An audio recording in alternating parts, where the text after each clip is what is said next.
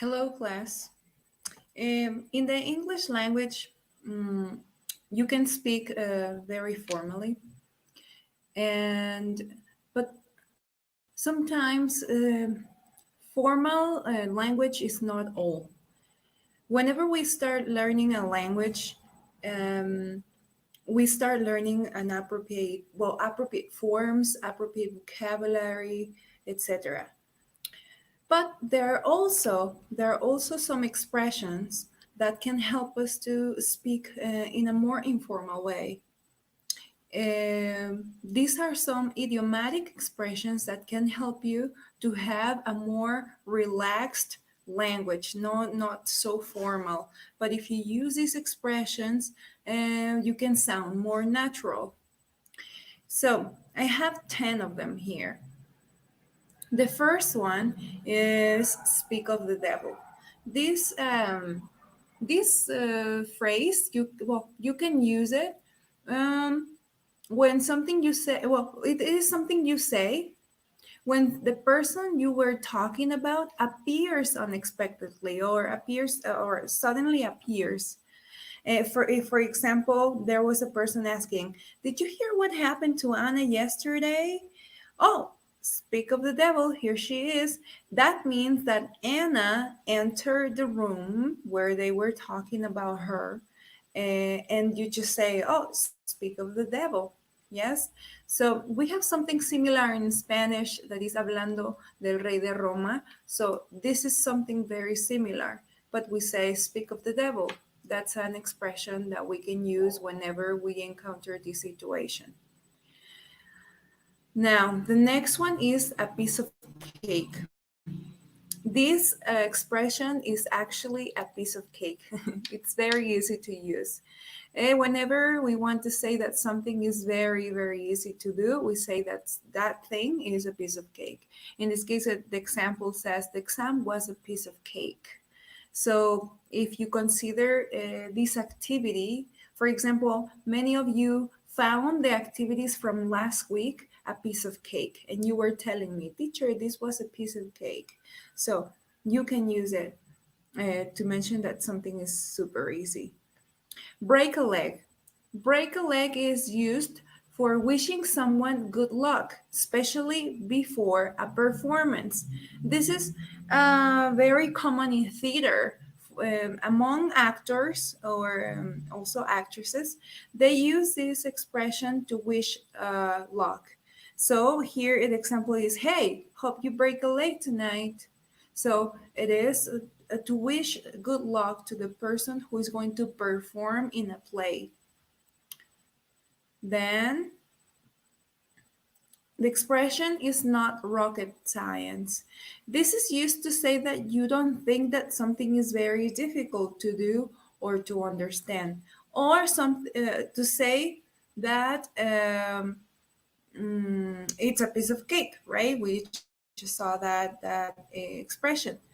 But you express it in a different way. You say, "My coach always said basketball is not rocket science." So this means that basketball is not that difficult. That's what we meant. Basketball is not rocket science. It's about putting the ball in the basket. Okay?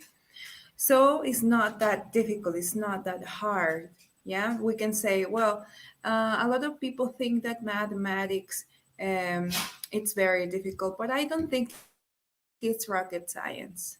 Yes, it's not rocket science. Okay, hit the sack. This is also a very easy expression to use.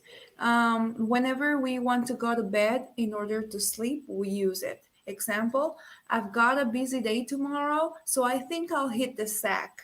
So whenever you say "hit the sack," you're just saying that you're going to sleep. You're going to bed in order to sleep. Okay. Next, by the skin of your teeth. Yes. If you do something by the skin of your teeth, you only just succeed in doing it. So I think we have a saying in Spanish. It's like por un pelito de rana calva or something like that. It's like that there was like it was that super close, or well, not super close. It was you succeed, but in a very close way, you know.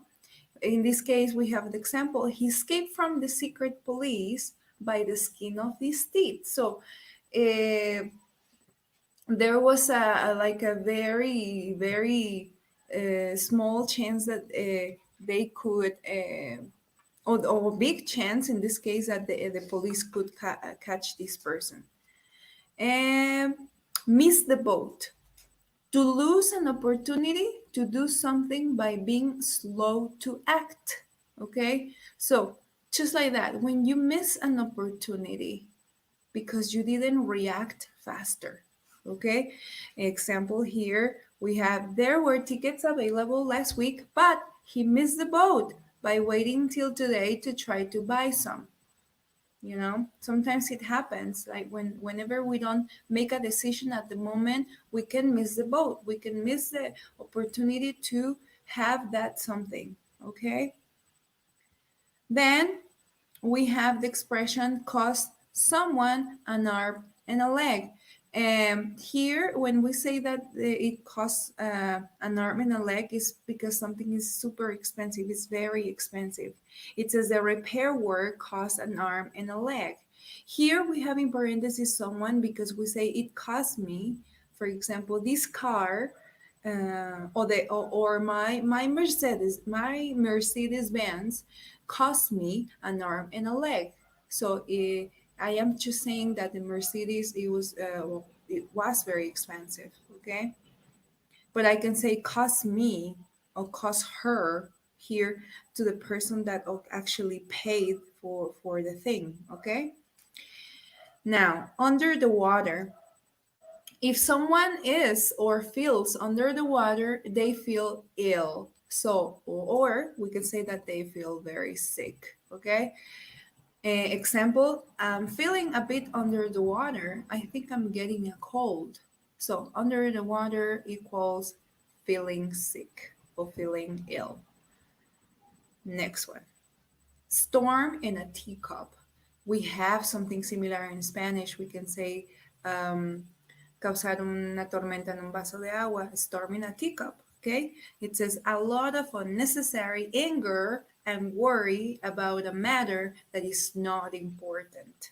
Here we have an example that says, I really think you're making a storm in a teacup over this. It's just a tiny scratch on the car. So these expressions can help you to sound more natural. Okay, so I hope it helps you, and I hope it is easy to answer the activity that will be in the classroom.